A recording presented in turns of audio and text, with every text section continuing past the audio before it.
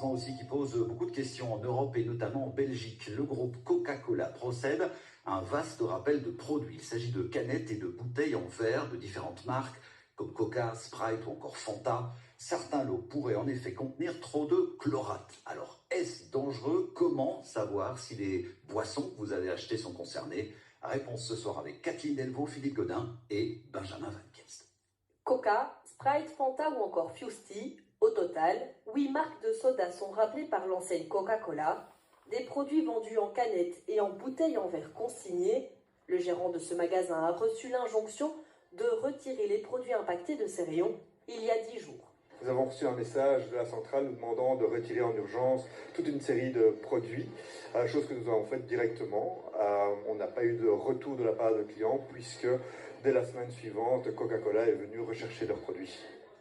Des millions de produits sont concernés et portent tous un code de production allant de 328 GE à 338 GE, des codes qu'on retrouve en dessous des canettes et au dos des bouteilles. Lors de son processus d'autocontrôle de ces lots, l'usine Coca-Cola de Gand a relevé une teneur trop élevée en chlorate.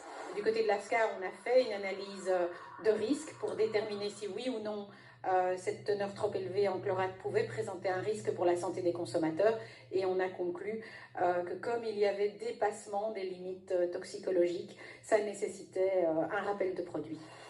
Le chlorate est un sous-produit des désinfectants au chlore, le chlore couramment utilisé dans le traitement de l'eau.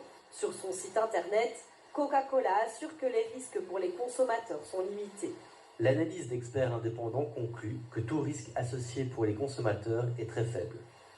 Premier conseil, vérifiez si les boissons que vous avez à la maison font partie des lots impactés. Une fois qu'on sait si oui ou non les produits sont concernés, ne pas les consommer bien sûr et les ramener au point de vente où on les a achetés pour obtenir remboursement.